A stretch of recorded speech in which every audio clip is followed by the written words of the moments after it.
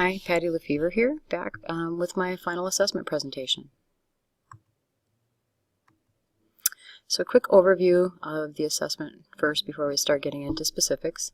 I chose to do an interpersonal speaking assessment for my Spanish 1 final exam.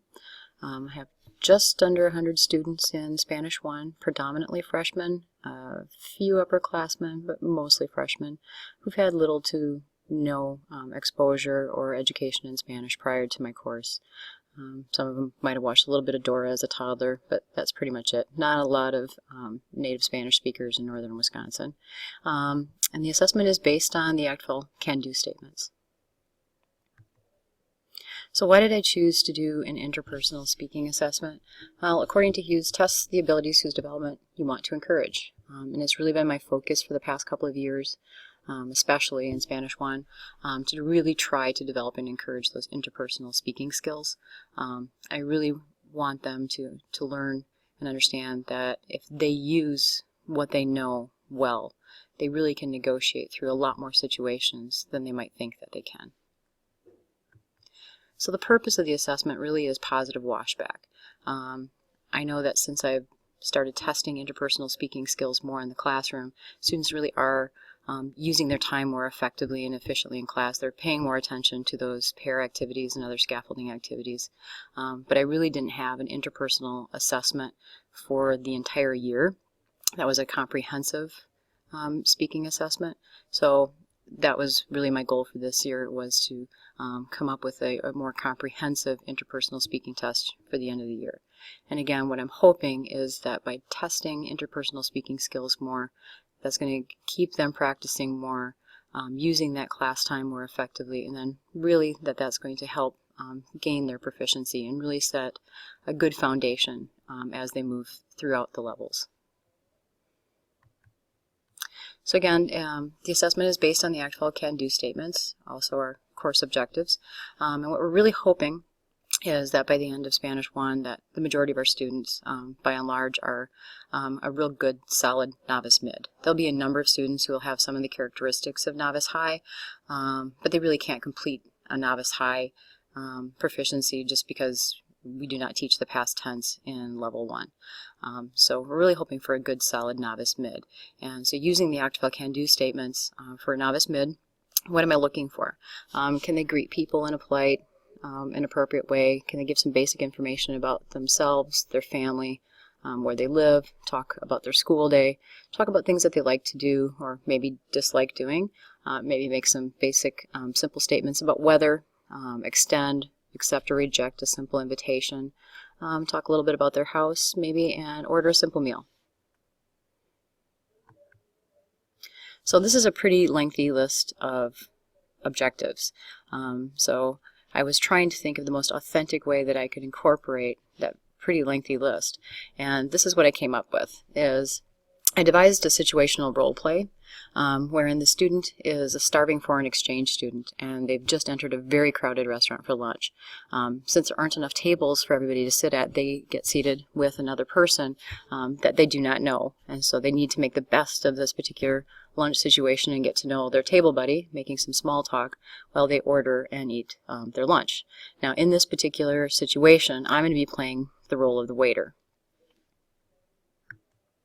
So the assessment is going to take place in my classroom during review for our written finals and such. And I'm hoping that we can complete it in 2 days, which would be a rational amount of time for my students to be working on some review and stations while I'm doing the interpersonal assessment. It's going to take place at a restaurant setting by my desk, set up a little restaurant table, random pairs. I may have a few pairs that I need to adjust for various reasons, but mostly random pairs. And that keeps students from being able to really do too much scripting ahead of time.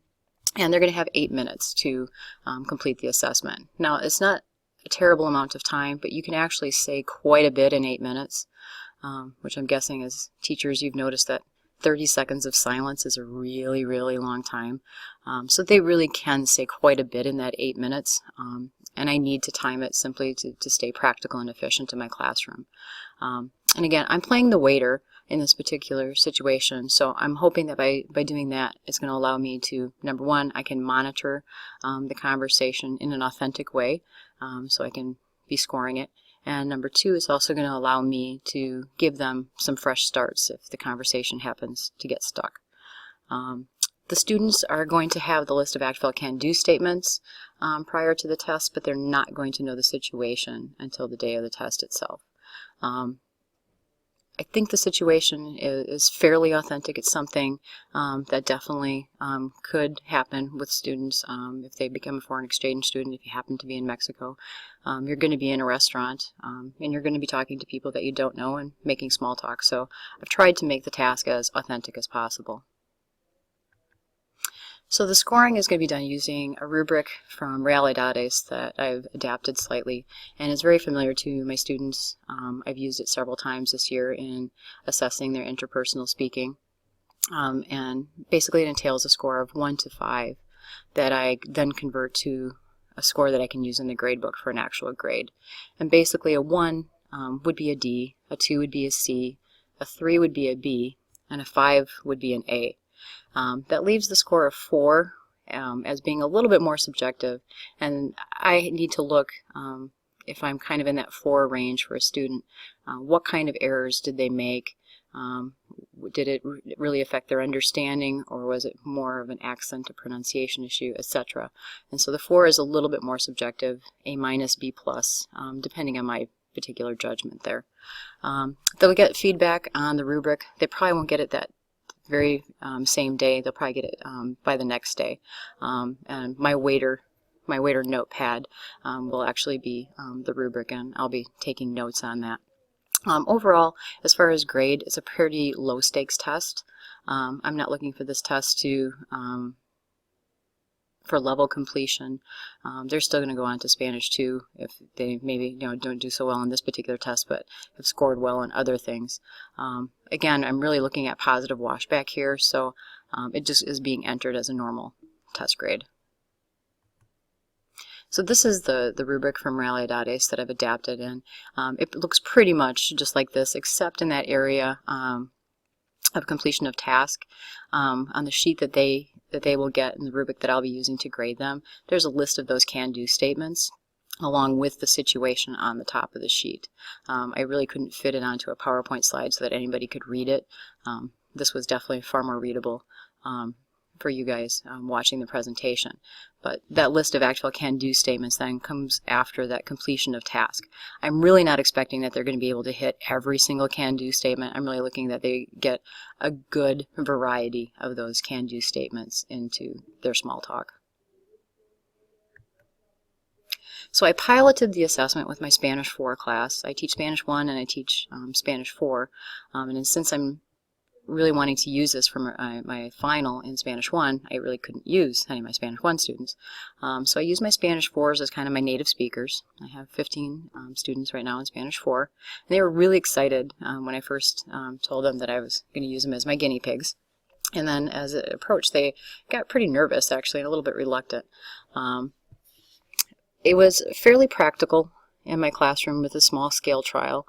I would pull the 2 random students to the back and do my waiterly duties. They were pretty nervous when they started, but they actually, as they loosened up, they did pretty well. 12 of the 15 obviously scored a 5, 2 scored a 4, and 1 did score a 3, just meeting expectations. What I found the most difficult actually about the pilot was scoring it by using my Spanish 4s. I really needed to remind myself that the actual task was to be graded on using simple expressions in the present tense. And of course, with them being Spanish 4, they are often running in every verb tense, subjunctive, in the past, in the future, all kinds of vocabulary. And so it was really difficult at times to keep my expectations at the Spanish 1 level and really score them based on that.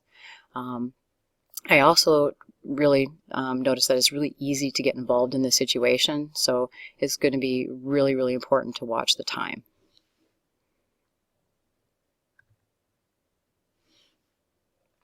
Okay, again, so the pilot, what did I learn? Really watching the time is really easy, again, like I say, to get caught up into that situational role play and just keep kind of on going. I learned I'm going to need to be very diligent too with my waiterly duties, that I'm staying efficient with that, and that really need to keep up that scaffolding and reviewing in class up until the day of the test. And like I say, the time, I'm not sure. I may end up needing an extra day to complete the assessment with Spanish 1. So an analysis of the assessment. Is it fair? I do think the assessment's fair. There isn't any thing that's being tested that would be dependent upon their gender, their age, or a cultural bias. It's all things that we've been practicing and learning in class based on the course objectives. Is it reliable? I think it's going to be fairly reliable. It's using a rubric on which I'm very well trained. I've used it many, many times. It obviously would be more reliable if I had another rater, but that's just really not a possibility. An analysis of the validity of the test. I believe it does have construct and content validity. It does conform to act-fell can-do statements and our own course objectives. Is directly testing the skill that I want assessed. It's as authentic of a task as at least I can come up with for a classroom setting. The one thing that I think really would add to its content and construct validity would be making it a little bit longer, if I could lengthen that time frame, but really for practical and efficient purposes, I really need to keep the time down a little bit, and I think 8 minutes should be sufficient for them to really touch on all of those objectives. On the face of it, I do believe it's valid. It looks like a speaking task. It looks like many of the activities that we've already done in class. It looks like many of the assessments that they've already taken. So I don't think there's going to be any problem with any student or teacher buy-in to the particular test. As far as consequential validity, this isn't a high-impact, high-stakes sort of a test, such as level completion or placement, or even it's really just to get that positive wash back.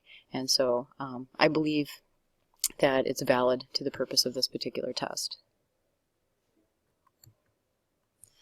So in conclusion, I think that this test is going to serve its purpose well, and really hopefully encourage those students to really practice those skills meaningfully in class and do a little more and extra practice on their own as well, making those proficiency gains. Again, I know I'm going to really need to watch the time and possibly add an extra day for testing. I'll know more after I do a large-scale testing if I'm going to need to do some more modifications or not, if I'm going to need to maybe have 4 students at a table or whatnot. I mean, I'm going to have a much better read on that after I do the large-scale implementation with Spanish 1 this year. So thanks for watching, and some credits to the people who made this lovely template.